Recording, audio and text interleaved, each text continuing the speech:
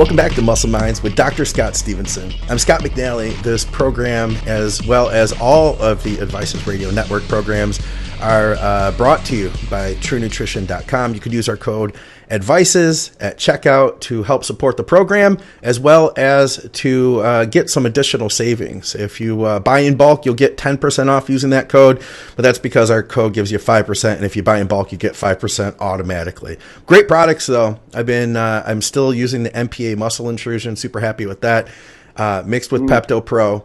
And I'll tell you what, Scott, that's been my favorite intra workout program that I've ever used. It mixes super clear and super light, and I feel like it just digests so much better than a lot of the different carbs that I've used over the years. It feels like there's no effort to getting it into my system, if that makes sense. It's highly branched cyclodextrins in there, right? Yes. Yeah, that stuff's great. And then the Pepto Pro, of course, it goes right in. Yeah, that's like something. Yeah.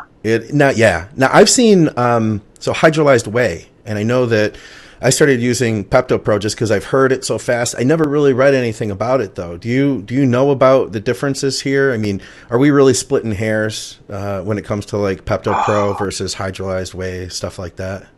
So that I've looked into that, and that's a really kind of obscure sort of thing to dig into, because when they hydrolyze, you got hydrolyzed whey is made from whey. Pepto Pro is made from casein.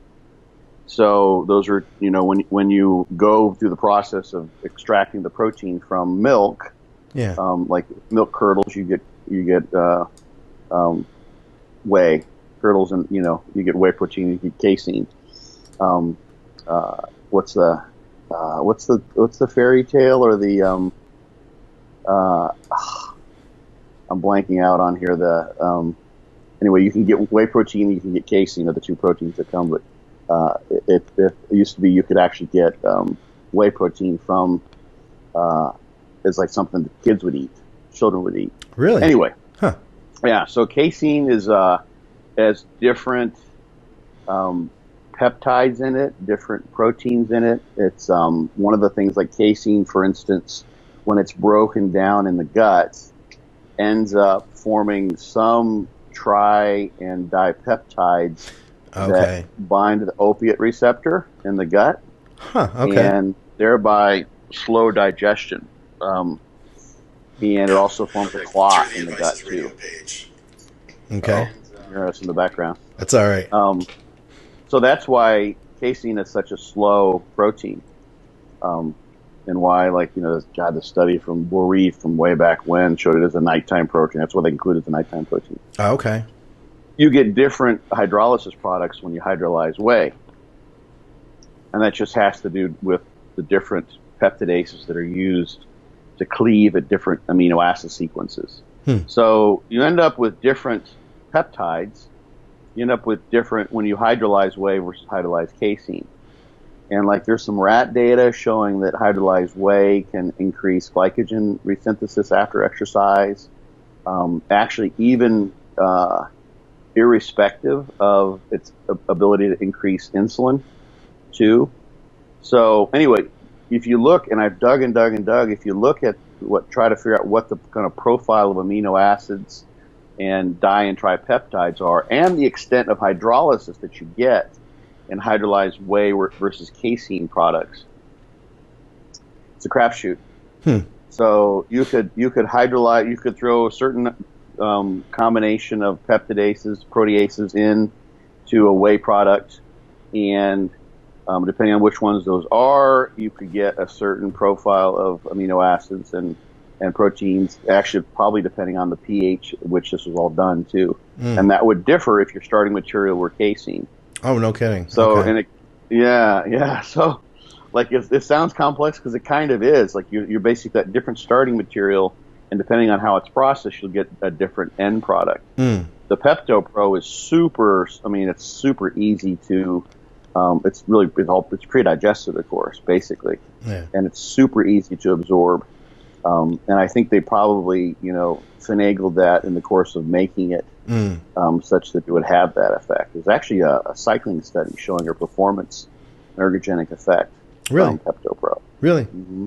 I'm not surprised. Yeah. It definitely, I can tell you that I can feel zero effort. Like, anytime I've used intra-workout shakes, there's always some level of like, you got to mix it with enough water to get it to digest well, or, you're still going to be burping here and there. Post-workout, I'm still feeling full, stuff like that. But with this combo, it's like it's like I didn't even consume. I'm only using 25 grams carbs, 25 grams protein, plus some essential aminos. But really, after the workout, I'm starving. Like it's not like I drank or ate anything during that time. Yeah, you may be getting a bit of an insulin release from that, and then the contractions, the exercise itself is, you may be like driving your glucose down. Not that you're getting hypo, maybe even getting close to being hypo. So you've got some insulin, and that can increase your hunger. Yeah, that can create an appetite effect. I mean, possibly. I guess what I mean though is that like normally I would be hungry, and ready to eat after training. But a lot of times in the past when I've used an intra workout, I'm feeling like full still. You know what I mean? It's like after I train, then it's like, oh, I need time to still digest what I just drank while I was training before I can put more in, that type of thing. Yeah, you don't got to digest Pepto Pro really at all. Yeah. I'm happy with it. Expensive though. Yeah. That's the only downside to it, I think, is the cost. I mean, Dante, I said, it's been a while. He said he thinks that's, as far as like, for what you get, it's a total luxury supplement. Yeah, it really is. It's the most. Yeah, it's the as far as if you wanted to like get the most bang for your buck, supplement wise, Pepto Pro would be at like the bottom of his list. I think you're right. Yeah. Yeah, but it's cool, and you will adapt. Your GI will get used to handling intra workout carbs and protein over time. Yeah. And I've talked about this. I've had clients who used friggin' dextrose and whey concentrate, and they were bloated as shit when they started, and you get used to it after a while. There was a time when dextrose was our only option. Remember that for intra-workout? Well, in maltodextrin. Yes. You go to like the brewery shops and get maltodextrin, yeah. Had you ever done that? A little bit better. Oh, yeah. Yeah. Dude, actually, let me, people will like this. You wanted to bring up some old stories. Okay. It's just everything. This will be like 15 seconds. Be right back. All right, guys. Stand by. Dr. Scott's got something for us. He's renovating his house, as you can see. He's got stuff all over the place. I think he's like set up in his man cave over here. He'll be right back, and I don't even know what he's bringing for us here, but this will be good. This will be good content for the video. I'm getting ready to head out to Vancouver. I'll be leaving Wednesday, guys. And as long as everything goes right, I'm going to record the Swoley Trinity. I mean, I obviously won't be on the show, but I'll be there with Dr. Scott. Right. Oh, my God. What do we got here? Yeah. What is that?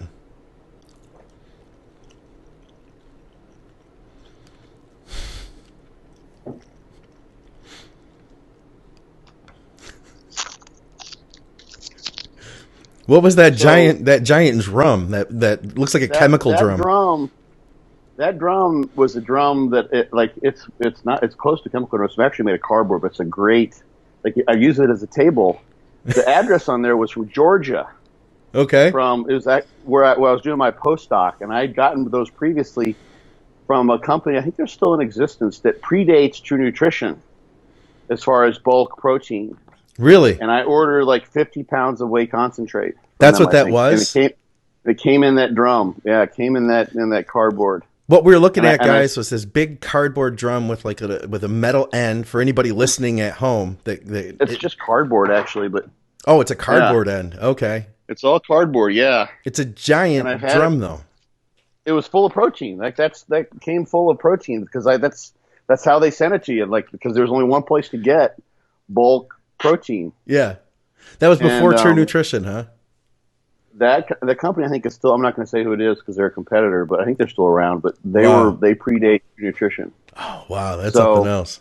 So that's when you when you get whey concentrate, you couldn't get in bulk like that. It would just been crazy expensive. Yeah. And I'd go to brewery places. When I was in Georgia, in grad school, I used to go to the meat packing plant. Really? Or to the meat, the distribution center. Okay. And I met a guy who's like literally I go into the back alley and I would buy 100 pounds of chicken breast in 20 in bags. Wow. Just like big, the food grade bags that actually True Nutrition used to sell stuff in, like they're plastic. Yeah. They don't even do that anymore. Now they have Ziploc bags. Before you could buy the food grade bags. That's I what I would remember buy that shit in. I was like the chicken breast dealer for all my buddies in grad school. That's funny, man. And I'd buy chicken breast for $1 a pound. Nice. I'd buy $100 for 100 pounds of chicken breast. Yeah. 20-pound bags. And I'd I'd bring them to school. I'm like, okay, either you get these, you pay me now because I don't have any way to keep them cold. You have to take them home. Yeah. And put them in your fridge or your freezer because I just bring them in and they'd be in the back of my truck. Dang. Wow. So yeah, that's how we used to do it back in the day. But that drum, I came across that because I've been cleaning out the house, doing the remodel and thing on the house, and I forgot I still had that thing. I think I had like some, I had pillows in there. I think Okay. Just jam stuff down in there. But yeah, that's how you had to do it back in the day. That's funny, man. It's just, yeah. I used to go to there was a Norm's Market, which is an old butcher shop where that's all they do. Just a little family butcher shop. Probably been there since the 50s or so. Had been there ever since I was born, basically. I would go there. They would grind chicken for me, which was nice because usually they have to clean the machines out to put the poultry in there. If they're doing red meat, they could just go to the next meat, but they have to wash everything down, and they would grind it as long as I did a bulk order. So I'd get like 20 pounds of ground chicken breast, and they'd put it in those bags. I'd get a couple of those bags, and it was just literally just a big plastic bag full of ground chicken. I bought a meat grinder. Though. Did you really? I had a meat grinder. Yeah, like one of those mount to your kitchen table. Yeah. So I drop it in there and I grind that shit by hand. Nice. Because you couldn't get ground chicken breast. They have the ground chicken. And turkey. But it's not just clean. It wasn't. Yeah, it was hard to find. Like now, it's easy to find like 99% ground turkey or even ground chicken if you want. But back then, you couldn't. Yeah. So I would take those bags and do what they did for you. I wish I could have had someone do that for me back in the day. But yeah, same shit, man. That's funny. So, we've got a couple questions here, guys. Well, we got a handful of questions. These are from Scott's message board. We're going to figure something out because we don't have the form over at Advices Radio that we've always used. So we don't have those questions. I'm debating on how we do it, Scott. We might want to start like a Facebook group, and that way we can post questions up there. Something like that where people can interact more. I'm not sure yet. We can figure that out down the road. But for at the moment, the only way we're going to be able to collect questions is just through our social media posts moving forward. We got a handful of questions today, but before we got to them, Scott had a story I wanted to hear about, and I've got something I think I can share that's going to be kind of similar. You were at the gym parking lot the other day, and what happened? This is just yesterday. So, yeah, this gym is really empty. I'm going to this gym because it's Sunday and I just want to go in and get a workout done. And I like this gym. It's got really good equipment selection. Okay. And I just go in and get it done and get out. And this guy, I don't know. It may even, I don't know if there's a sting or it was very odd, but he kind of was watching me in the gym. That happens. There's only like 4 people in a very, very large gym, maybe 5 guys. So, and this guy, I'm finishing up, and you can kind of tell because I had to go grab my stuff, and I squat down packing all my shit into my bag. So this guy goes out, and I'd seen him in there previously. I think like the time before that I'd been at the gym. And he's out, and he's parked right in front of the gym, and he's got his trunk open, like literally it's right there in front of the front door of the gym. Yeah. In the parking spot closest to the front of the gym. He's got his trunk open. And actually, I think I still had my headset on, which is basically, I'm not available for conversation headset, Right. And so I'm looking out, and he starts talking, and I stop, and I just kind of looking at him. I just got this sense like this is not a question I'm going to want to hear. You know, you just kind of tell, you know, sometimes just the way they start coming across. So he's like, hey, I got a question for you. I'm like, yes, how can I help you? And he's like, well, I wondered if, and he starts digging in his trunk, and he digs and digs and digs, and I'm like looking, and I'm like, oh shit, what's this guy going to do? And he's like, do you know anyone in town who might be interested in these products? Huh, yeah. And you have like vacuum cleaners? I'm wondering, I'm like, door-to-door vacuum cleaner salesman. That used to be a thing. It was a dark gym, and I had just come out in the light, so it was kind of like it was pretty bright. So he's like, and I really couldn't even kind of see what was in there. So I sort of stepped back. Yeah, might have been alligators. And I don't know what the fuck it is. Like he just got the shit in a box. There's a tarantulas in there or something. Yeah, and exotic and pets I look at it, in and Florida. It's a bunch of little boxes of product, and I'm like, perfume. Those are steroids, and he's like, yeah, and I said no. Yeah, I walked away from him. Huh. And that was it. Huh. Yeah. You had a lot in there too? He had a box. It was probably a 14 by 14 by 10 box. It was just full of a bunch of little boxes of, stuff. I didn't even look. Like enough to go to prison, basically. Oh, yeah, probably. That doesn't take much, really, the way they count things up, Yeah. But I'm just like, motherfucker, like, so I'm going to go I'm going to go in, I'm going to see him again. I said, if you ever talk to me again, in fact, I'm going to just report. Why should I not report you right now to the gym because you're doing this? That's bullshit. Did you say that? No, I just walked away from him. Like I was done. I just want to go home and eat, and yeah. But I'm like motherfucker, like there's probably a security camera like right there, like literally. I don't know. I don't have any idea. I haven't even looked, but yeah, it's just like. I don't even want to be involved with someone who's that stupid. It's like get your stupidity away from me. No, yeah, no. I never said a word to him. Like never said anything. It's like what in the hell are you thinking, you doofus? Well, this is the season. At least here in Michigan, this is the season where you start getting comments and questions like that because.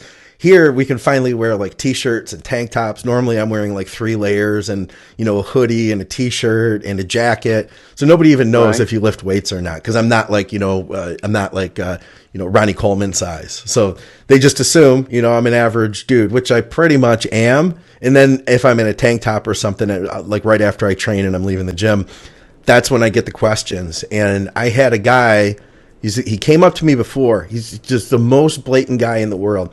Right in the middle of the gym, he comes up to me, he says, hey, how's it going? How you been? I'm good. This guy previously met me at, it was in the grocery store. So a lot of times I train and then I stop by the grocery store, pick up a couple odds and ends just to walk around, for a minute. And he's like, hey, didn't I just see you over at the gym? I was like, oh, hey, what's going on? I didn't recognize him. He was like, hey, what do you take? I was like, well, what do you mean? What do I take?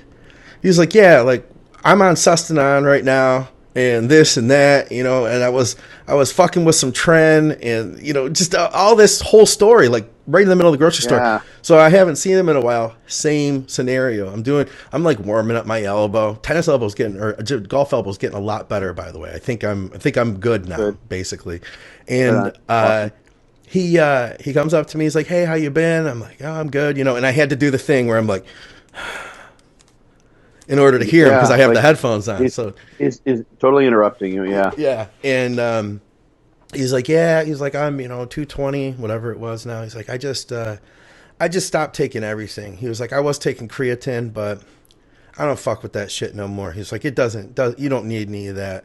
I was like, right on. And I was like, he's like, and then I was on D-ball for 8 weeks, but I stopped that because I just want to see what I can do without all that. I was like, oh, well, right on. So you've been off for 8 weeks. I was like, well, that's good, and whatever you have now, then this is probably your real muscle then. It's not just inflated with what you were taking. I was like, so good for you. You look good. And he's like, well, and I'm using Test. I was taking Test 250, and now I'm taking Test 300. And that Test 300, it hurts. I got this big welt, and I talked to my buddy, should I be getting welts when I take this Test 300? He's like, I think that I like the Test 250. This isn't working with my system correctly. This is the conversation that he wants to have, like literally right in the middle of a very busy gym. It's happened to me. And at this point in time, I just, It's just, I just say, this is inappropriate. Please leave me alone. Yeah, yeah. That's just what I'll do. Like, I've done that a couple of times. This is inappropriate. Just leave me alone. Like, he's like, it's like he might as well be coming up to me and like telling me about the genital warts he has or whatever. It's like, it's not my business. Yeah. Go away. Any other felonies he's committed, you know? Why? Well, yeah. I mean, I told you how sometimes people will, when I get asked the drug question, I will then ask them about another illicit substance. Yeah. Like say, well, let me ask. Yeah, and that doesn't faze them. So there's really nothing. There's nothing you can do to get out of it because there's just like a lack of social cognition there, and sometimes in folks when they don't realize what they're talking about, and they don't. It's just an uncomfortable situation. There's no way to talk your way out of it other than just excusing yourself for the conversation. Yeah, really. Yeah, I had the sense like that people like if you just say, this is inappropriate. I really don't want to talk about this. Have a good day.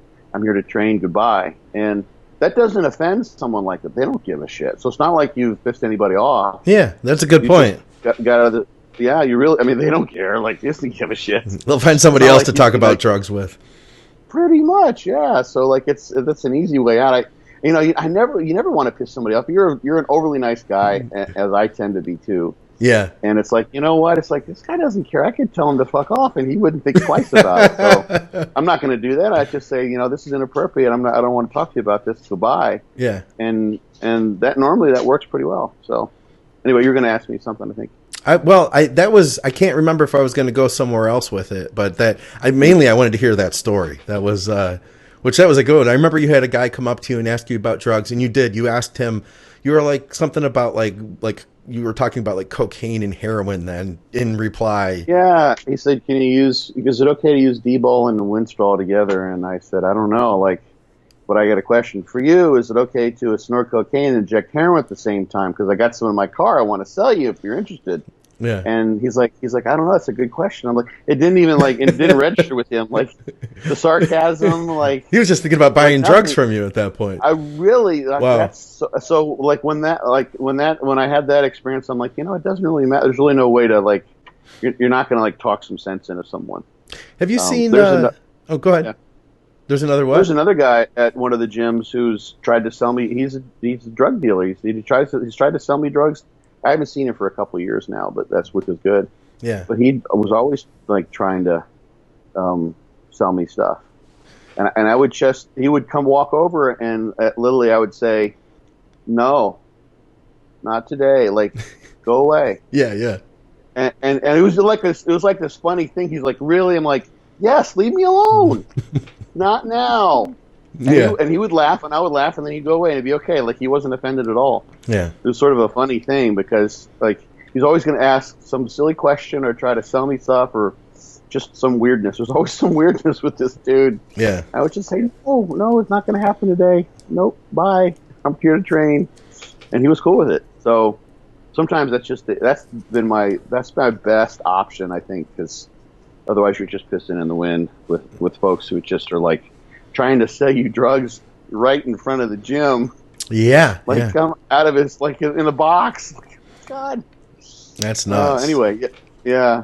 Thank you. Now you were going to say something else. Oh, interrupt you again. Well, here's my thought. Before we get too far off tangent, why don't we get to some actual bodybuilding stuff? Let's take a really quick break for the radio listeners. And when we come back, we've got some questions from Scott's message board. Sound good? Cool. Guys, yes. We'll be back in just a second.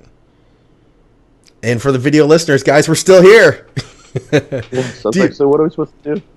Well, we can do whatever we want. Do you want to get any water or anything? Or are you good to keep rolling here?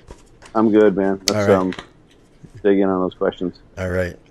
Welcome back to Muscle Minds with Dr. Scott Stevenson. I'm Scott McNally. And we are pulling questions from Scott's message board. Scott, what's the URL on your message board? I don't want to mess it up. IntegrativeBodybuilding.com is the easiest way. Okay. Yeah. All right. And anybody who has purchased any of like Fortitude Training Guide or the book or whatnot, you get a membership over there, correct? That's how that works?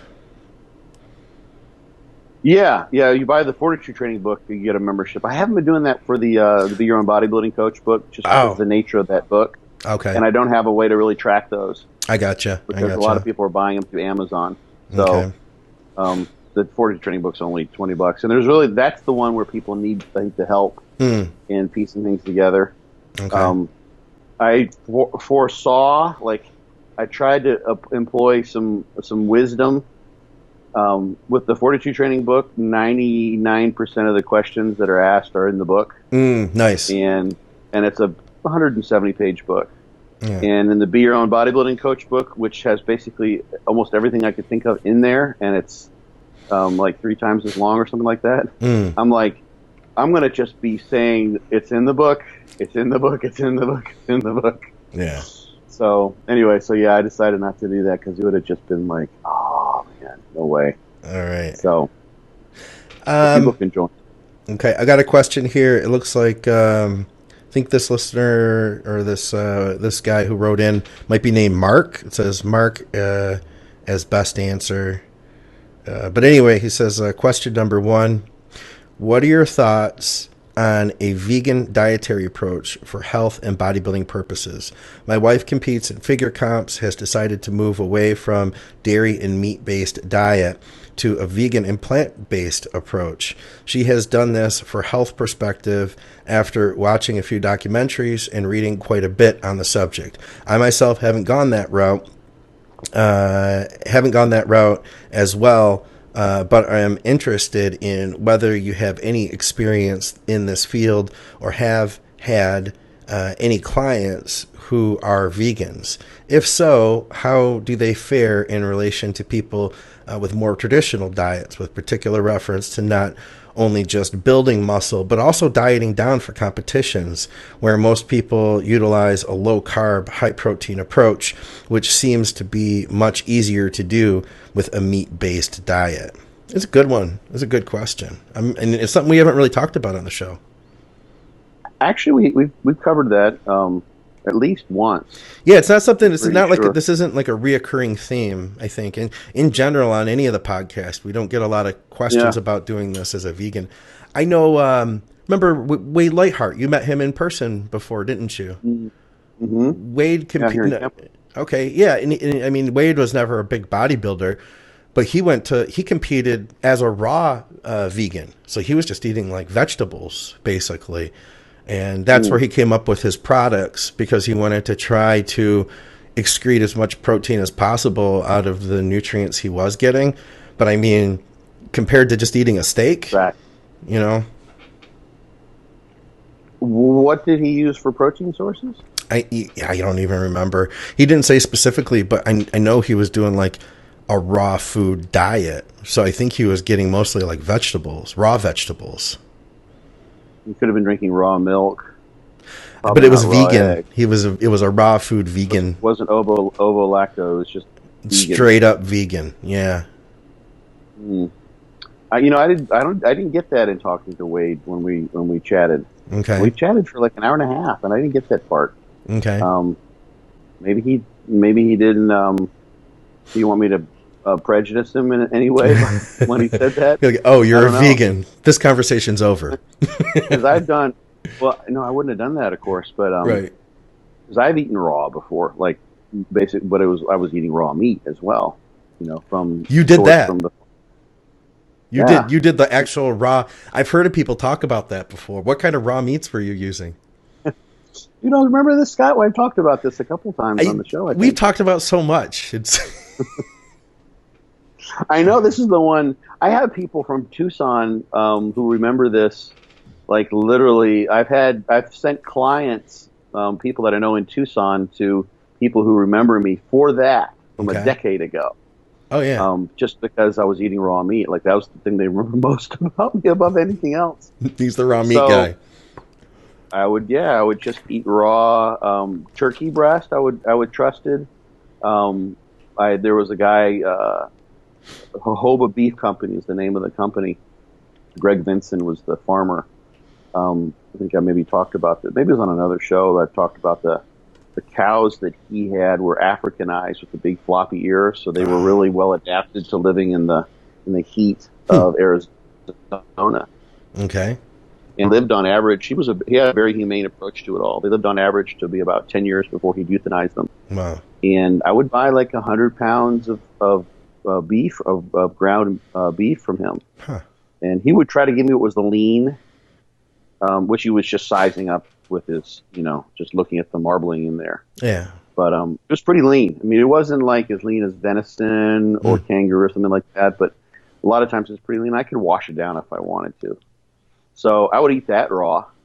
And I would go to some of the local farms, like pick your own farms. Mm-hmm. There's lots of co-op farms around Arizona where I was never a member of a co-op, but you could do that. And I would just go down and I had actually, I think it's over there too. I'm not going to go grab it, but I had it's actually cooler as a bucket. And I would just, I was eating in a very intuitive way.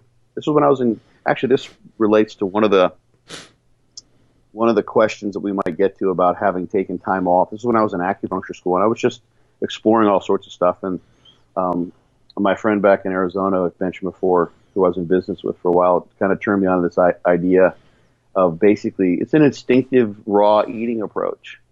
And it's based on the idea that we, have only been cooking our food for maybe 10 or 12,000 years. Yeah. Agriculture's only really been around for about that long. So we're adapted to eat raw food and raw meat. And people are like, well, we don't have predatory teeth. Where are the incisors that you would see on like a wolf or a tiger or something, a true predator? And it's like, well, we've got our fingers, we've got our hands, we have tools, we have our brain, so, and I think the archaeological evidence, I'm not an expert here, but I think the archaeological evidence suggests that, we haven't been using fire that long. So there's lots of raw food being eaten.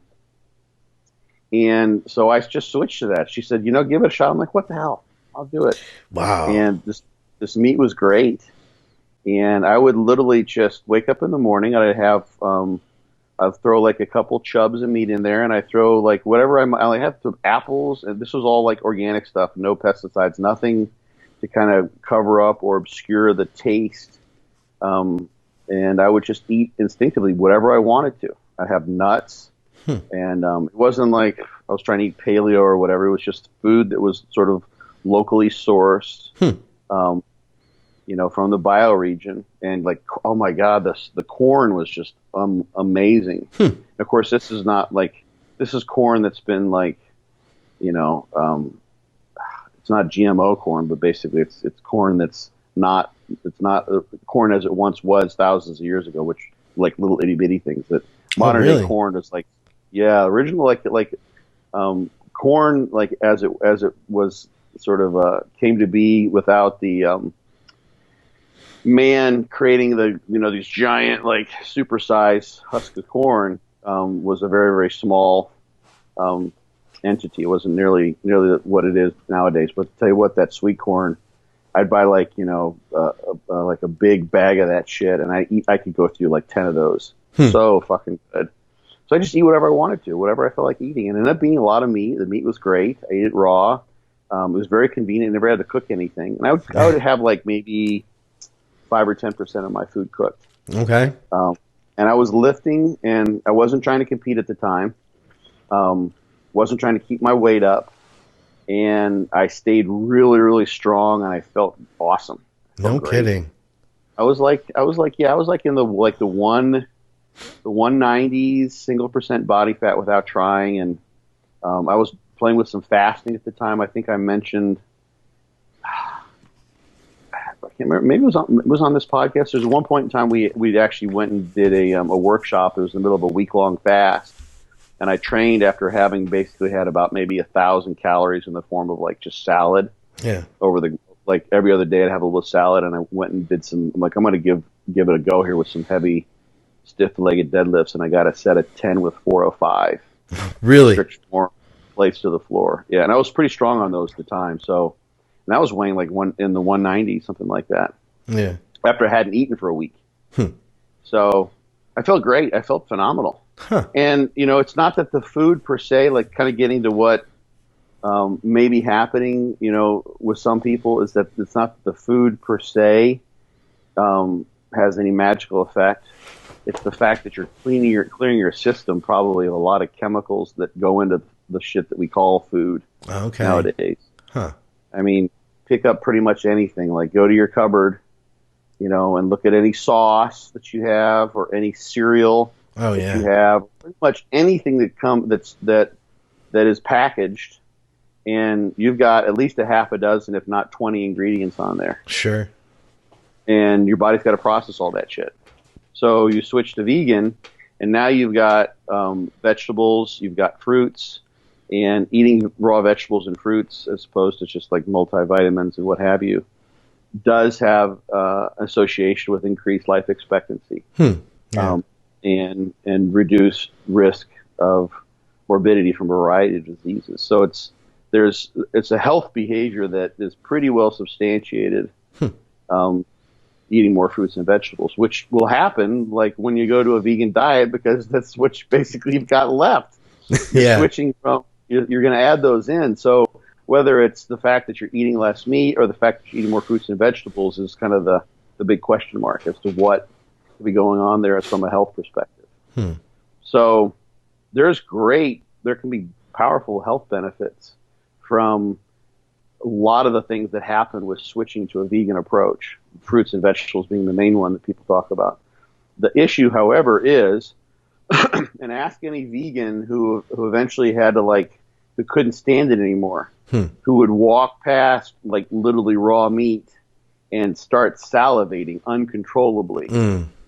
Their body's telling them, I want some fucking meat because I haven't had some of these amino acids in the liberal amounts that I need. I mean, literally, people who haven't had meat for the longest time, who maybe there's a psychological effect of this, of course. Sometimes people they've done this for ethical reasons, and the idea of eating an animal that's been killed unnecessarily or literally tortured through the course of our agricultural system, where I mean, it's just ridiculous the things we do to produce beef and chicken and the meats that we buy in the grocery stores.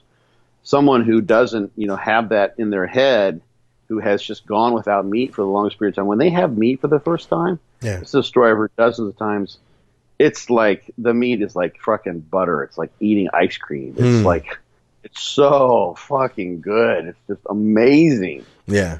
And I can't say that with more emphatically. I haven't been in that experience, because when I ate raw, I was eating meat, so I wasn't depriving myself of that. But it's pretty clear, the evidence is absolutely, utterly overwhelming, that protein quality and its impact on muscle protein synthesis and protein synthesis in general and nitrogen balance is higher in animal products.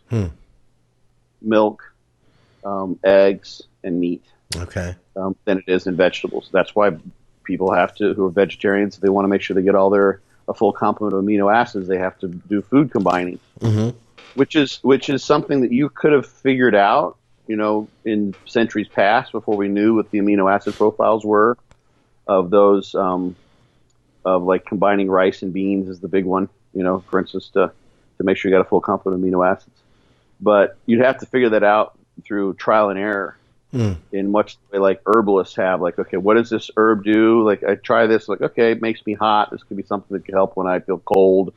Certain situations like that, literally that trial and error over the course of years and lifetimes of herbalists is how herbalists figured out this kind of shit. Someone could do that if they were decided to be a vegetarian and figure out what foods would I have to combine in order to feel better and not feel like I'm craving meat. But that probably wouldn't have happened, because you'd just go eat the meat. Yeah. Because you're part of a normal food chain, where you would hunt down the deer and you'd eat the deer and that would be it. Right. And there wouldn't be the other options. Fish. Yeah. Yes. Yeah. You wouldn't. So, that's the interesting thing is if you look across, from an evolutionary perspective, but humans are basically, we are quote unquote evolved to work really well with meat and animal protein sources. Those are the optimal ones. Yeah. So you're missing out on that, and that's what he basically says here.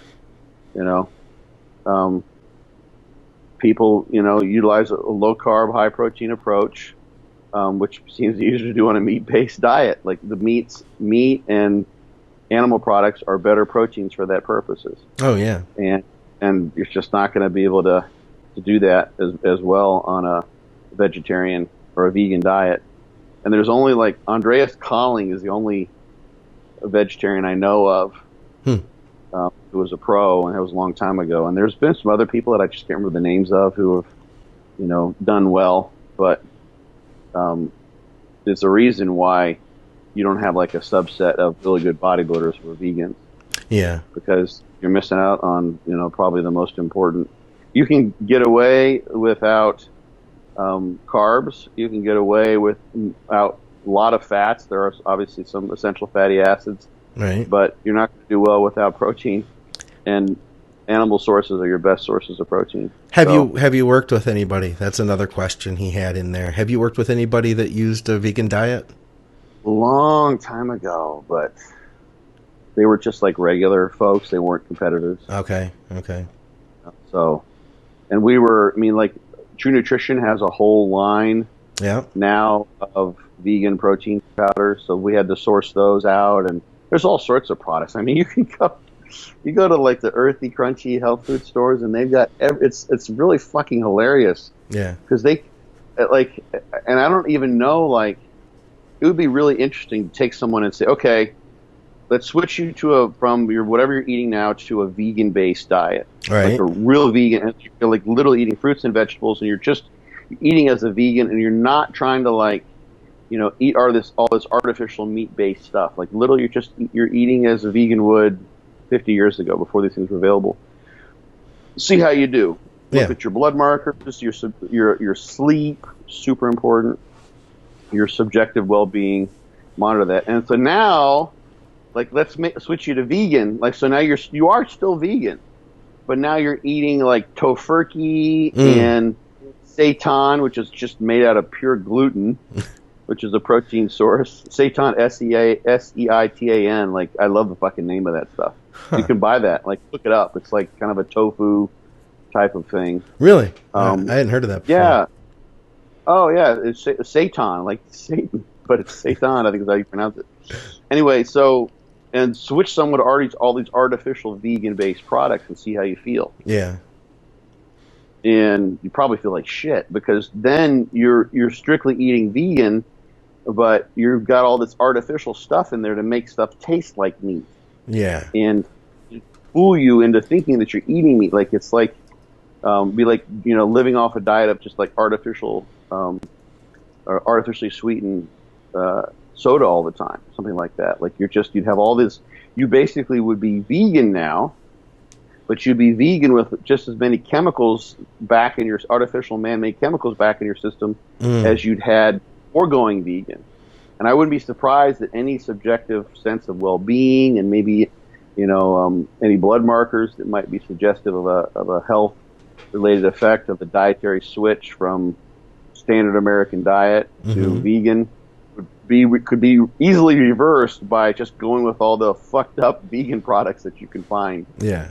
Because it's a huge section if anyone who hasn't looked, go look at the section in the grocery store. It's like, or go to Earthy Crunchy one. It's like kind of crazy. Like, there's so much stuff, man. The TVP, textured vegetable proteins. That stuff is. Yeah, there's that. That's the stuff they used to use. Like, that's the kind of thing, like, if you're looking for good quality lunch meat, for instance, they'll put TVP in the cheaper lunch meats to kind of fluff it out and use it as a cutting agent to not have to put as good quality meat in there. TVP is not considered something good, but yeah, that's like what you get with like a vegan lunch meat type thing or something. Or like a lot of the Morning Star burgers and stuff like that. A lot of that's like TVP. Yeah. Yeah, like there's just like so much junk in there. So, here's the other thing. I'm looking at this question again. Yeah. Wife competes in figure comps, decided to move away from a dairy meat-based diet to vegan. She has done this for a health perspective after watching a few documentaries and reading quite a bit on the subject. What has she read? Here's the thing, like obviously this isn't, I'm not a physician who can address these sorts of things, although I'm technically an acupuncture physician in the state of Florida, but I'm not gonna try to address medical issues, but what is she trying to accomplish with this?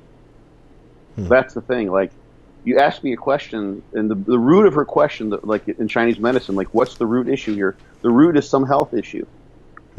And she's getting her source information from documentaries and what she's read quite a bit. But what is it she's read? What's the validity of those sources? Yeah. And what are her health issues? So this is a huge, gigantic lifestyle switch to make. Yeah. And there's no real reason put forth in this question. This isn't like totally there, but this is sort of like, and I've obviously entertained it, but this is like your thoughts question. Here's a bunch of information, and just tell me now just open up your brain and like let it spill forth. But that really doesn't get to the root of her issue here. So she's got some sort of reason for this, and it's a gigantic switch to make. Yeah. To go vegan. I mean, your whole the contents of your shopping cart will change dramatically. Sure. Everything will be different. So in my mind, you'd have to have a pretty friggin' good reason for doing that. Unless you just like fuck around with stuff. Like I like fuck around with stuff. I didn't have a health crisis that made me want to switch to the raw diet. I'd like to do this crazy kind of shit. Like let's just do this, you know. And I knew where to get all the products, and my friend was there to show me how to do it. And then the nice thing about that is based on this. One of the ideas that was underlying this is that your body has an inner sense that we've sort of covered up with all the shit that's in our food, and that even cooking the food does this to some degree. So your body sort of has a sense as to when its nutrient needs are being met, and you seek out foods based on what your body actually wants and needs. Yeah. And you can't do that very well when you've got all sorts of artificial chemicals in there that weren't there in the course of human evolution when we were taking in our food and learning how to relate with the nutrients that are available through quote unquote Mother Nature. Now we got all this junk in there that basically that tricks you. Right. MSG is like a good example. For instance, it can make you go crazy on your hunger. All the artificial sweeteners are obvious examples, but that whole idea behind the whole raw food thing was that now you can literally, you're eating food, although it's still, sort of modern day, for instance, corn. It's not quite the same as what it once was, but you're eating food in a way that our bodies co-evolved with. You're eating the types of foods that your body is basically has been engineered by nature to be eating. Yeah. As opposed to foods that, instead of reading the label and it says it's corn, it says corn and high fructose corn syrup and, some sort of preservative and 2 or 3 artificial colors and blah, blah, blah to preserve freshness and who knows what else. And I haven't seen where those things have been studied in combination over the course of decades. So anyway, that was the idea. I'm like, I'll give this a shot. There's no research science that I know of looking at that stuff to give me answers. So another way of knowing is just to fucking do it. Yeah. This is a topic we've talked about on here all the time. It's like, well, show me the studies. Where's the research? I'm like, you can learn things empirically. Just friggin' go and do it. You don't need to have an EMG study, for instance, to know which exercise is going to be best for training your hamstrings. Just go try them out and do them. See what it feels. Exactly. You don't have any research what would happen if I just stopped eating cooked food? No one's doing that. Yeah. But there's some sense to that, and I'm going to go through my entire life without ever having experienced that. But I did it. I just went in and did it, and I felt awesome. Yeah. And who knows? Maybe I'll do it again at some point. It's very easy to do. Very odd. Yeah. Yeah. In both cases, very odd, but very easy to do. You don't have to cook anything. I mean, I guess you'd want to make sure you got good quality meats, right? So it may take a little more work to get them. Okay. Just get organic shit. Yeah. Phew. Huh. Well, if anybody out there decides they want to start eating raw meat, let us know. I'll be curious. Scott, I don't know if I ever told you I used to be a vegetarian. I was a vegetarian for about 5-6 years, maybe a little bit longer. That's when I was in art school. I was doing it just because it had nothing to do with health. It just had to do with It had to do with, I don't even know if I'd say morals, but more along those lines. I didn't like the idea of killing animals if I didn't have to. And I just wasn't like a big eater, so it wasn't a big thing for me to do. I wasn't a fan of eating meat. Easy. Yeah. Until I moved. I would go on this. Oh, sorry, go ahead. I was going to say, until I moved to New Mexico, and due to my work, we would get catered food. And it wasn't always going to be vegetarian, so I started eating meat in preparation to move there. And when I moved there, I had a burger from a place called Bobcat Bite, which was this little known, only locals knew diner, a small place. And it was like out in the country, 10 minutes away from town, but looked like it was in the middle of nowhere. And it was basically like just a little, what do they call those things? Airstream trailer. And you'd go inside, and there was literally like three little tables. No, you go inside of this thing, and they had it was like permanently there, and they had like a little kitchen off to the side of that, and literally you could fit like a dozen people in the place, but they served up the best burgers with the freshest Southwest meat ever. It was so delicious, and I never looked back. Yeah. But it tasted probably even better to you because you hadn't had meat for so long. That's exactly what I was thinking of when you said that. Yeah, there's no question. Yeah. I mean, I would go just like to say the ease, like, and now it'd be so much. This was like 15 years ago when I was doing this, but just go to Trader Joe's. Just go over and like get the organic turkey, and get, I'm like, like those mangoes sound good. I'm gonna grab a mango. It's not really local, but just get whatever fruit or vegetables, whatever. I would just eat sweet potatoes. Oh, okay. Just uncooked. Just wash the dirt off them and just eat it. Huh? Like an apple. Really? Delicious. You're kidding me. Huh. No. I got one upstairs right now. I gotta try that. It was very simple, very easy. Huh. That was like it was like no muss, no fuss. It was a simple, very very simple way to eat. Yeah. I just have my cooler. I throw this shit in my cooler, and I like a variety. I'm like, I think I'm gonna have that today. And I would just pull it out. So you just take a sweet potato, a raw sweet potato, and take a bite out of it. Mm-hmm. Is that? It seems like it'd be too firm, not being cooked. I tasted great. I just chew it. Yeah. Okay. It's fine. Fair enough. I had one upstairs. I was thinking about going to get it right now, but I'm not going to do it. Yeah, I mean, I dare you, Scott, to go get it and eat it on the air live. I'll be right back. All right. Okay, here we go. I didn't think he'd do it, but he's going to actually do it. This is going to be funny. God, upstairs. Why? Oh, he's in the basement. Okay. I'm like, why is his food on the second floor of the house? He's got an upstairs kitchen. This will be funny. I'm going to go to Facebook here and see if I'm watching this. We can edit this. No, this shit's going live, man. All right. Well, first of all, I just washed it off. I got a sweet potato here. Oh, yeah, that'll be delicious. I also brought down this can of live soda. This is a probiotic beverage, so I can wash it down. So now you're going to fuck it all up. Like, because then, you need to have the taste of it settle in. Now you're going to have a soda. A soda with you don't have soda. You have water. It's a probiotic beverage. This is natural, Scott. It's full of shit. No, it's not. Where the fuck there's no soda, like, unless you're living in Willy Wonka land. There's no soda streams running around. Well, it just has a live culture in it, and it has some what do you call it? The sassafras. Here's the ingredients. All right, hold on.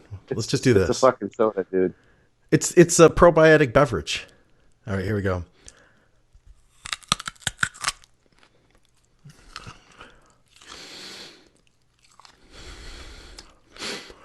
I'm imagining myself. Keep chewing because the amylase is going to break down the starch and it's going to make. It's like you ever did the saltine cracker thing? You put a cracker in your mouth and it gets sweet after a while. That was like we used to do that experiment when I was in biology class. I'm imagining myself like out on the plains or whatever. No food. It'd be fucking delicious. Do the carotenoids in there too? It's getting better. Yeah. Now imagine here's the thing though, like, because your taste of thing of like they're totally fucked up. You grabbed a fucking soda. Sorry, I'm being kind of hardcore with you here, but you grab the soda. The sodas are designed to make you want to like chug them. Why are you laughing? You want to spit that out? I'm not gonna. Yeah, all right. I do have some water.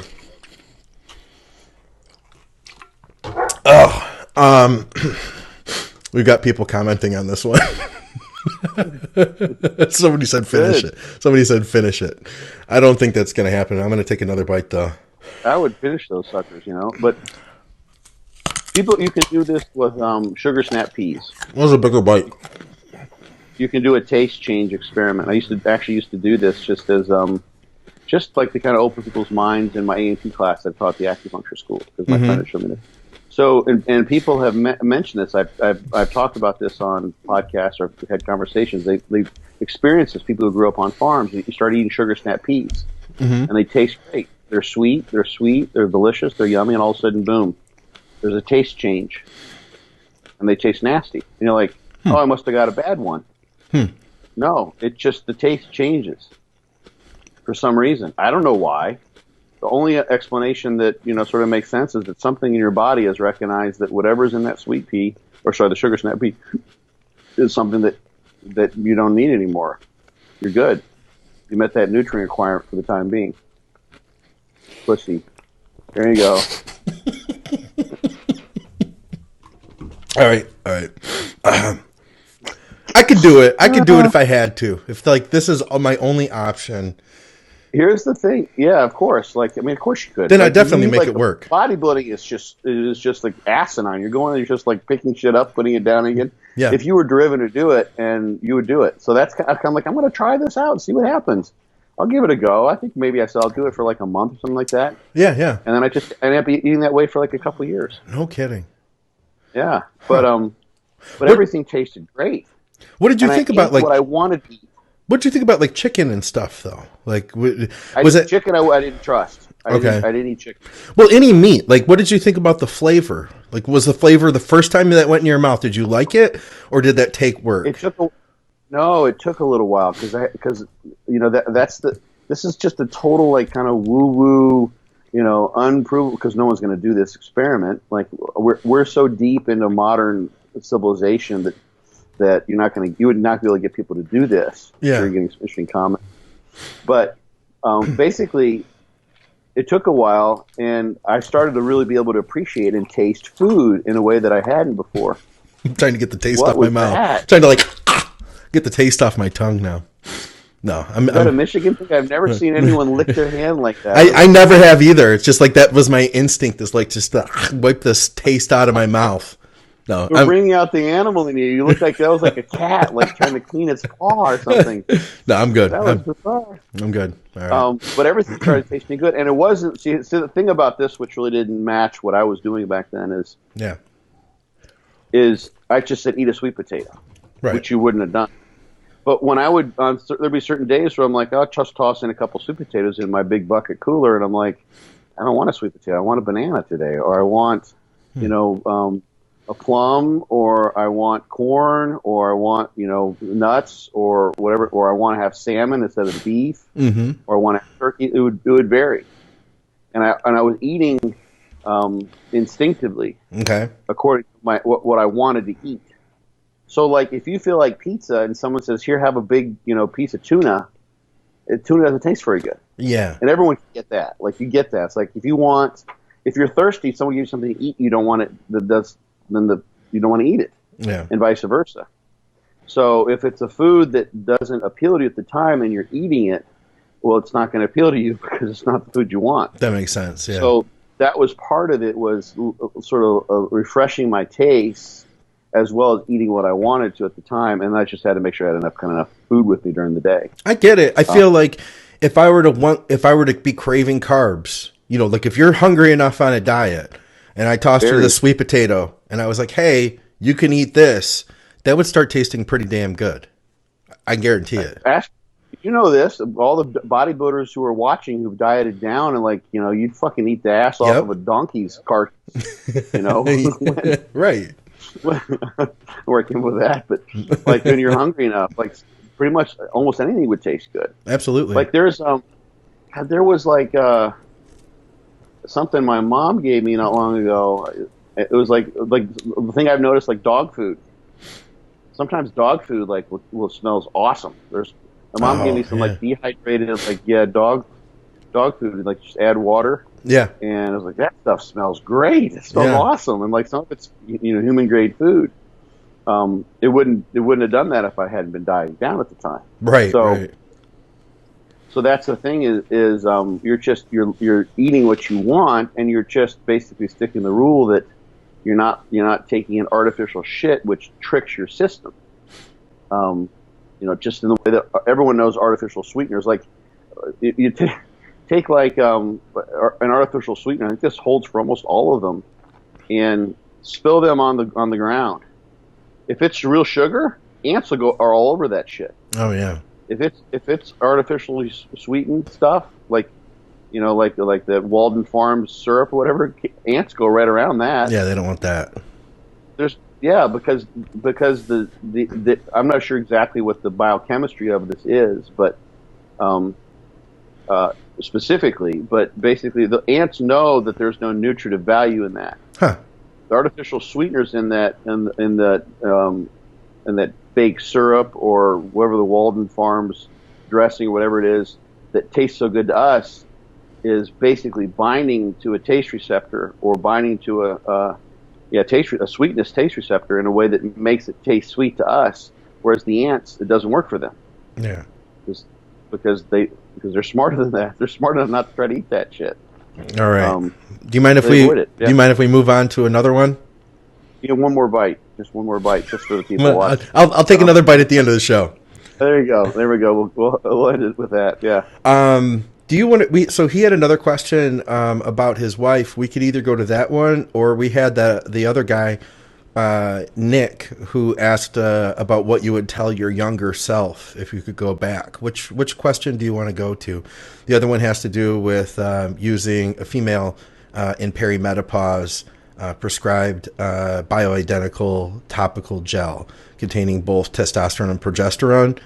That's the one question. The other question is what you would go back to tell your former self or your younger self if you could. Your choice, Scott. I just read through the one. I'll read the question too. So he says, my wife has been diagnosed after several rounds of blood work as going through perimenopause. Okay. Has thus been prescribed a bioidentical topical gel containing both testosterone and progesterone. The doctor stated that her estrogen level was extremely high. Testosterone level was well below the normal range. Apparently, progesterone will help over time, minimum of 3 months, to start seeing results. To lower her estrogen, and the testosterone will bring her back up to normal high T levels. To explain the process. Yeah, sure. So there's feedback inhibition to estrogen production that is exerted by progesterone. So he's basically using the progesterone to feedback inhibit estrogen production. And he's using testosterone to supplement testosterone. Okay. Can you explain a little bit what you mean by the inhibition with the progesterone? Yeah, he's. I presume this is what the doctor's trying to do here. So you've got the gonadotrophins, FSH and LH, okay, which are responsible for estrogen and progesterone production. Okay, and basically there's too much estrogen, and so you don't want to add estrogen. But if you add progesterone, that will also reduce the gonadotrophins and thus reduce estrogen production. Okay. And right now she's perimenopausal, so she's still producing some estrogen from her ovaries. It probably won't be an issue in a matter of a year or two when she actually is postmenopausal, because then her estrogen levels will be low and she'll probably be using estrogen. But yeah, so this is an interesting thing because she's perimenopausal. Estrogen level was extremely high. Testosterone was low. So this is something. I mean, I'm not an endocrinologist, but that's the basic. My best guess is the basic underlying endocrinology of what he's trying to do is basically introduce progesterone to reduce gonadotrophins and thus reduce estrogen production. Simple enough. Okay.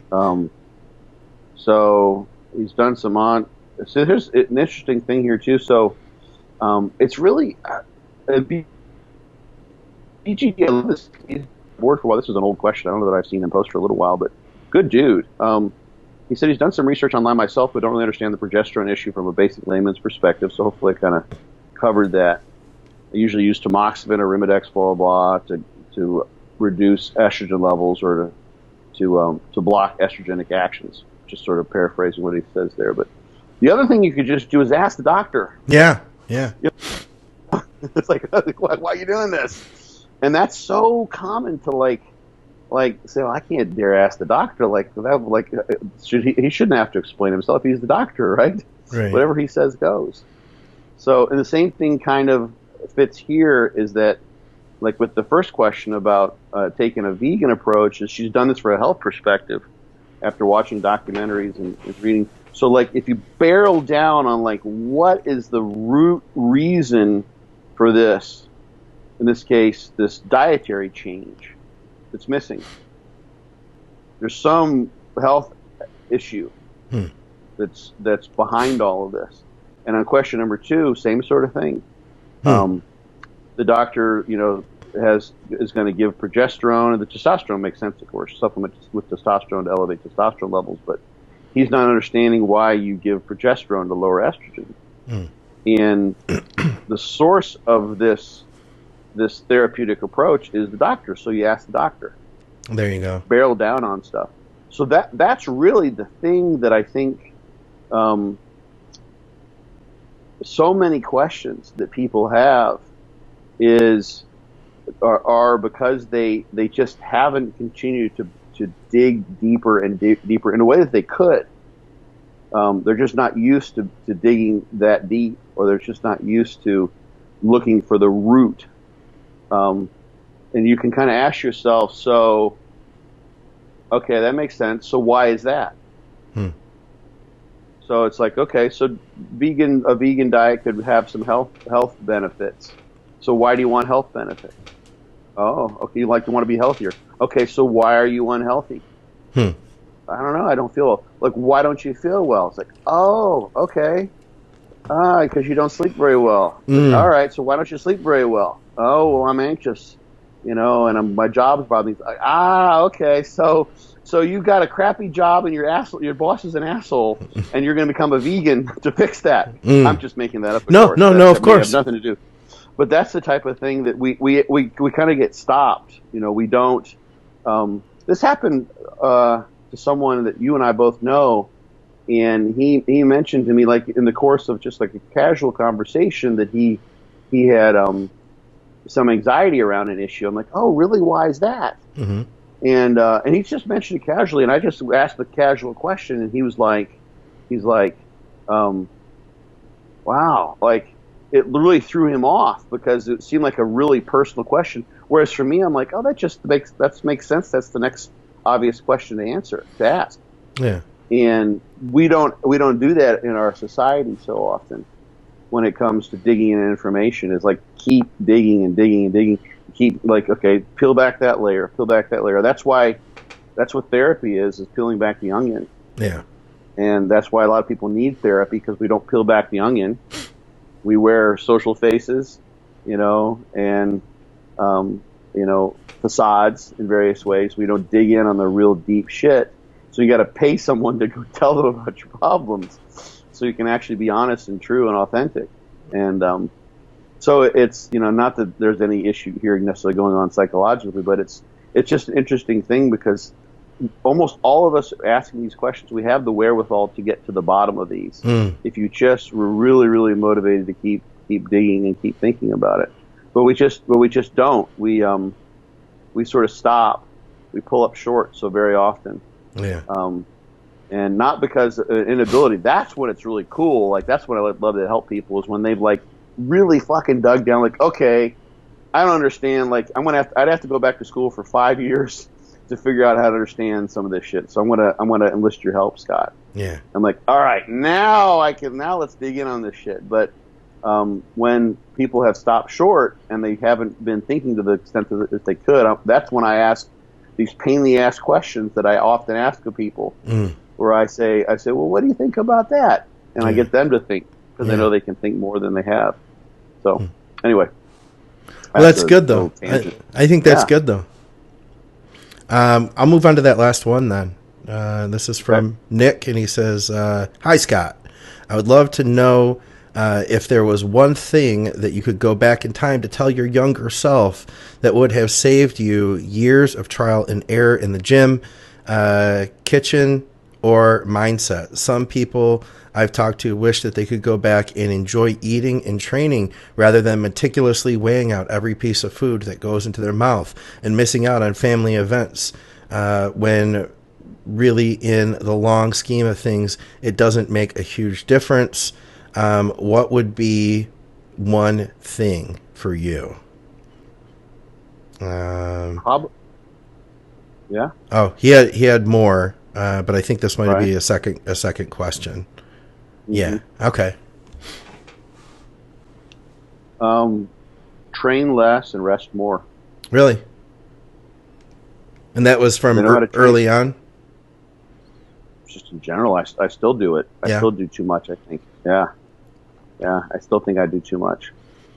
I haven't pieced it all together. Maybe I mentioned this. I have so many thoughts run through my head. I can't remember if I've talked to you about them, or or if it's just something I had in my mind. But I've started to piece together. I've started looking into some of the genetics of muscle soreness, and some of the right now they're just sort of at the level of like a polymorphism, like singular genes that seem to be involved with why people would get more sore from injurious exercise, greater levels of late onset muscle soreness, DOMS. Okay. And a lot of those, there's only about a half a dozen that I've been able to dig up, but they all seem to be related to signaling molecules that stimulate muscle growth. So people who are getting really, really sore tend to be of the phenotype, or tend to be of the genotype, such that they don't have a strong signaling response to produce muscle growth. So there's a connection there between being sore all the time and not growing. Yeah. And there might be a more delicate balance there. And I've noticed, like I've mentioned this on this show and other shows, that some of the times when I've gotten some keen insights have been when I've been injured and had to step back and found that when I had less training and thus a better balance of training to recovery, that I've made progress. And that's happened to me a lot. So that's what I would do. And I guess a secondary to that, I would probably have, when I was younger and maybe my body's a little more robust, I would have bulked up when I could have handled it more so health wise, just to like get try to like hit the 300-pound level, something like that. Yeah. I mean, I went to 260, and when I was pushing 260, it was just awful. How old were you then? But I've been there a few times. Okay. But I was in my 30s. Okay. I think, actually, late 30s, I think, was the last time. So, but I would have like tried to like really push it up. Spent like several years, take some years off, because I was competing every year for, like 20 years. Yeah. Just a few years off, and sort of would have pushed it, just to try to go up there and hold, because I only held 260 for a matter of months during a particular off season and come back down. Okay. But try to like be a big fucking dude for a while and then diet down, see what happens. So those two things: less training, more food, more recovery. Who knows? Nicholas might have made a difference at all. Nicholas just chimed in and said McNally would tell his younger self not to eat raw sweet potatoes. Perhaps, yeah. I think that I could have gained a lot more size had I not been working my very physical job that just burnt through so many calories, I have a hard time eating as much as I used to. Like I went through a phase of several years just eating so much. And that was like when I got up to 8,000 calories at one point, and no matter what I did, I couldn't gain the size. I'm gaining more muscle now, eating far less than I had in the past, but I'm very, very sedentary. I didn't think that, the job I had, which wasn't an important job to me, but with how much I cared about bodybuilding, I could have done a lot better had I just found a different job, because it's not like it was a career path job, something like that. I was just doing it just to make money. And had I looked back and changed that, I'm sure that I would have progressed more in that window. Yeah, I mean, 8,000 calories is ridiculous. I didn't do that long term. I did it for several months though, and I did grow. I mean, I did go up from middleweight to light heavy, but I wasn't still. I mean, light heavyweight. It's not like I was a big guy. You know what I mean? It's not like I was massive bodybuilder, super or something like that. So yeah. Yeah. Anyway, it would have been interesting to know if I had and maybe the same thing. Imagine if there were a version of the Scotts who had spent like 10 years on a perma bulk. Yeah. And then dieted down, Yeah, that's true. Might be bigger versions, the bigger, in an alternative universe. He looked like he had something else here. He says, also, have you ever had major setbacks in the gym, like going 2 to 3 years without making any progress because before your training or nutrition wasn't on point? And when you came back to those setbacks, if you had any, how did you attack it? Did you start fresh like a newbie in the gym with a clean slate? Or was there another way you tackled it? For the reason that he suggests there, like because my training or nutrition wasn't on point, never really. Like it wasn't like what he means by on point, by neglected. No, I've never. That's never happened to me. It's kind of weird, but I just never really have. There was, and I documented this in the Fortitude training book, a period where I literally overtrained myself.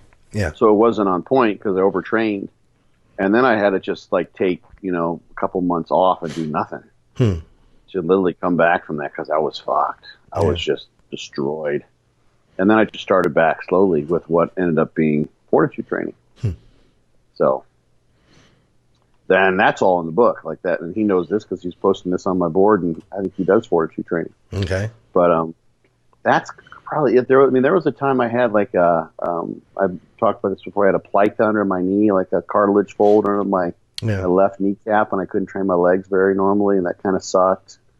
I've documented some of these in an article on Elite FDS. I've had so many like injuries, but nothing like what he's talking about, where I just kind of like kind of fluffed off for a while and like that. Yeah. It was always like, the setbacks were kind of my own making through being kind of aggressive and pushing rather than sort of neglecting my training or nutrition. Yeah. So, sorry, man. I wish I haven't been that much of a slacker. I fucked up plenty of times, but I learned from those. So, but not really what he's talking about. But yeah, that's the thing. Like he's basically asking, did he start fresh? See, this is another question. He's asking what I have done, but really what he wants to know is what he may have to do or what he should have done. Yeah. And yeah, I mean, if there is a muscle memory phenomenon in place, and that you'll know how to train, and you'll have some experience. But you don't need to come back and get the most from the least. Is what I would say for someone who's had a layoff is just, come back and like do literally, even if you've been training for decades before that, you can do like a full body routine, 2 or 3 times a week and grow just fine from that for months, probably, before you need to switch to something else. Yeah. So yeah, you don't need to like, it's not like all of a sudden you're going to go right back to what you've previously been doing when you're at the height of your progress in years past. because you don't need that. Like you've got plenty of stimulus from even the smallest amount of training when you're coming from a completely untrained state. So, don't blast past that. And plus, depends on the person. Like if you're someone who does seem to kind of come in and out of the gym and who falls off the wagon, yeah, you might be just perpetuating that sort of all on or all off type cycle by just going hog wild and trying to do what you did before. So, I need to be back to where I was, so I need to do what I've been doing. It's like, yeah, but that didn't last for you. Like you ended up, falling off the wagon and not training. So that's huge. That's huge for some people. That's a huge thing. Yeah. So you got to figure out how to manage your own adherence levels and do what fits with your lifestyle in a way that can be continued, adhered to, and managed, in a way that makes training fun, not something that eventually you stop doing because you don't like it anymore. Yeah. So, I think that is huge. I've seen that a lot where somebody sets up unrealistic goals for themselves. Somebody, maybe they're out of shape, they're not training, and then they tell me like, "Oh yeah, I've got this new schedule, and I'm gonna start out a diet. I'm gonna do keto because keto works really well. I've heard, and I'm intermittent fasting keto, and I'm gonna train. 6 days. I've been training 7 days a week, and and the pounds are just coming off."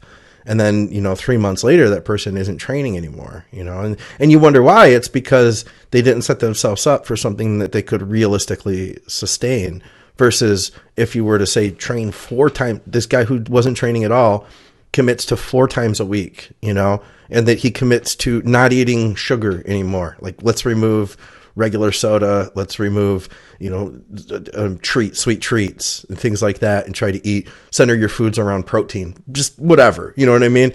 Make a few small changes like that. You can adhere to that a lot easier, right? Long term, and then build it maybe from there. I think that would be my advice to those guys who tend to go, because I can relate to that, being a guy who's in recovery. I'm an extreme person, and when I do something, it's easy for me to go all in. And, I talk to people that are like, "Oh yeah, I'm an all or nothing guy." And it's those all or nothing people that do really well for short periods of time. But the name of this game, like I remember talking to Shelby about it. He said the guys who do best in bodybuilding are the guys that keep doing it. If you take a guy who's been doing it for 20 years, he's most likely going to be a better bodybuilder than the guy who's been doing it for 5. I mean, there's always going to be, exceptions to rules, but I'd say that's a pretty good rule to go by. Yeah. Well, you have to look at the reason why you stopped doing it. Yeah. And don't learn from your past and don't repeat it. Yeah. And if doing too much, so that's when you then you have an abstinence violation effect where you're like, fuck it, I can't maintain this. Yeah. Then you're just going to basically, get back on the roller coaster. Yeah. And if you want to do that, I guess you could, but at least be aware of the fact that I'm going to go hog wild. I'm going to be extreme. I'm going to stop doing this. And you see guys like that in the gym all the time too. Sure. Who come and go. Yeah. I work with a guy who he went so extreme that he took all the fun out of it. I think, that he took the fun out of it because he was probably, I'm going to guess, he wasn't able to be able to meet expectations in other parts of his life. And he recognized it. He was like, "Hey, I went too far with this. I took it too extreme. So I'm going to take an entire week off and do nothing." And my thought is like, now you're doing the same thing though. You know what I mean? Yeah. You're still doing the same thing. Point. Yeah. What you need to do is not stop 100% because you're still doing all or nothing. You need to, let's find a middle ground would be my thought. And that's been something, man. And you know what too, when we go back to that other question about what would you change, that would be one thing I would say in life. That was a lesson I had to learn. I was really involved in photography for a long time, and I totally burnt myself out by being so extreme for over a decade with it. When I got into bodybuilding, I realized I don't want to do that. I want to keep this in my life forever. And that might mean not burning the candle at both ends for 10 years straight, Yeah. It's funny when you said, this is what you need to do and this is what you need to do. And sometimes people actually, I think, not always, but sometimes people need to hit the bottom of their barrel before they learn their lesson. Sure, yeah. So maybe that's what he needs to do. He needs to get on that topsy-turvy roller coaster and go all on and all off and go through enough cycles of that to where he comes to the resolution that you did. It's like, okay, this doesn't serve me. I'm not going to spend the next 30 years of my life the way I did the previous 30 years, being, OCD one way or the other. People, in order to change, a lot of people have to really hit the bottom of the barrel. That's a really common thing. So it's funny. He may need to do that. He may literally need to do that in order to get off that ride. Yeah. That merry-go-round, like, he's going to stay on there. He's not going to all of a sudden come to his, like, you know what? It doesn't make sense for me to continue in this way. He's going to have to be like, motherfucker, I can't stand this shit. I'm just killing myself. I have no other option, Now I have to fucking stop, and I'm not doing it ever again. Like, that may be what he has to do. I'll still tell him, and I'll still tell people in that situation because they may be ready to hear it. You know what I mean? And you can't make them, you know what I mean? You can't make somebody see that, but if they're ready for that message at that time, then they've got somebody telling it to them, I think you can mount momentum on those messages. You tell them tell it to them once, and you tell it to them again. There's a guy I saw in the grocery store a couple of days ago. Super nice guy. He's one of the butchers over there. Yeah. And a young dude, and he's out with some of the other guys. He's like, man, like, you're always fucking looking jacked. He's like, I'm trying to like get my food straight and my training, and like I see him like every 2 months maybe, when I just happen through there on the date he's working, the time he's there, and I said to him, I'm going to see you again. In a month, and you're going to say the same thing to me, and all you got to do is figure this out. He's like, well, what do you do as far as this goes? Have you even, like, you can Google that question, Google that. So get on your phone and Google that right now. And he's like, he Googled whatever it was for a month. It's like, yeah, it's right there. I'm like, okay. So we're going to have this conversation again in a month from now, and that's okay because I've been having these conversations for decades. Yeah, with people like you see the same people again and again and again, and one day maybe it'll hit you, maybe it won't.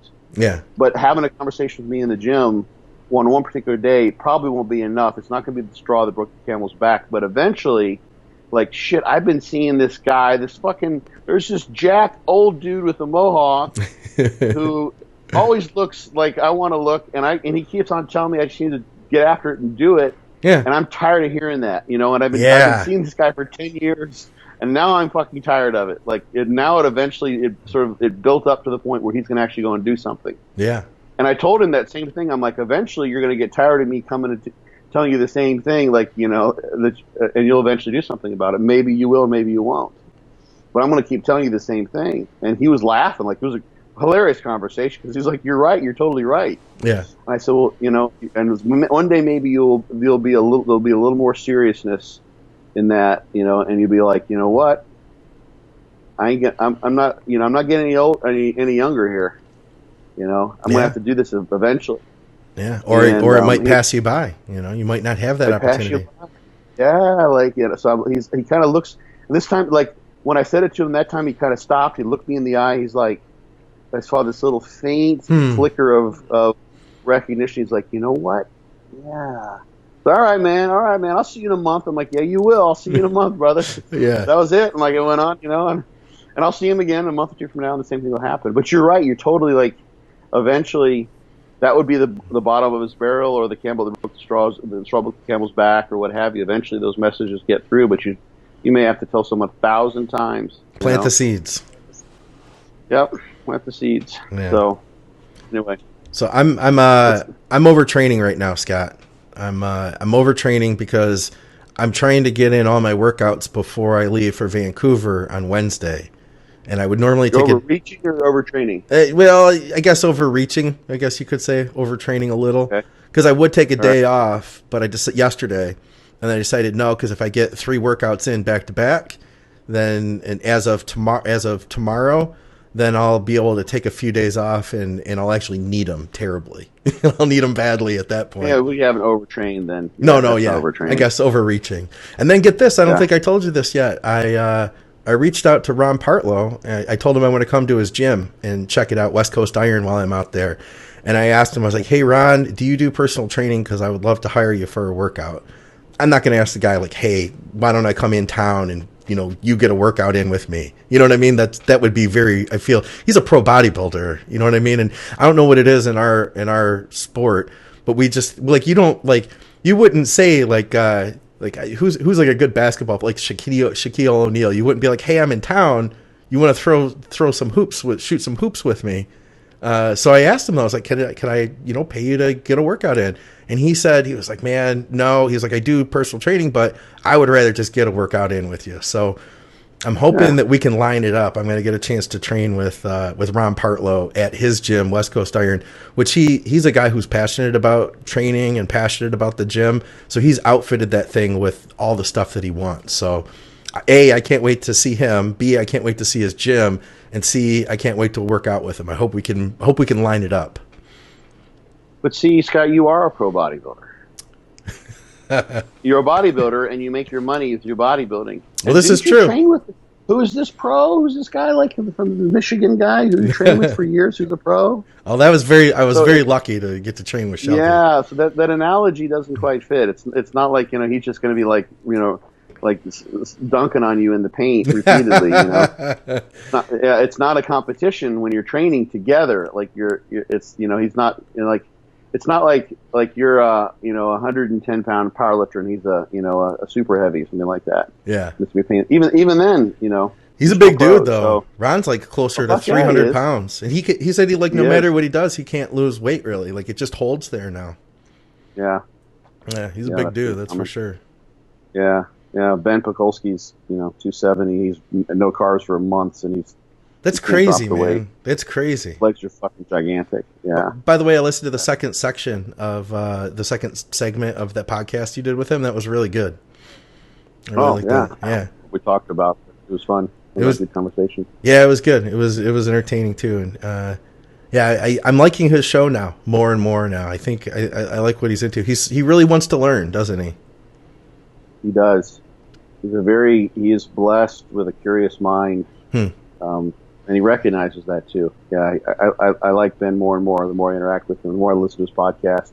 Yeah, good guy. What do you have going on today?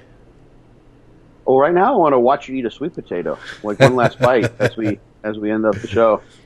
Well, if I do, I was gonna say I could spit it out after we. I don't know, man. No, I want to see you swallow it. I want to see your trachea, your Adam's apple, your laryngeal prominent.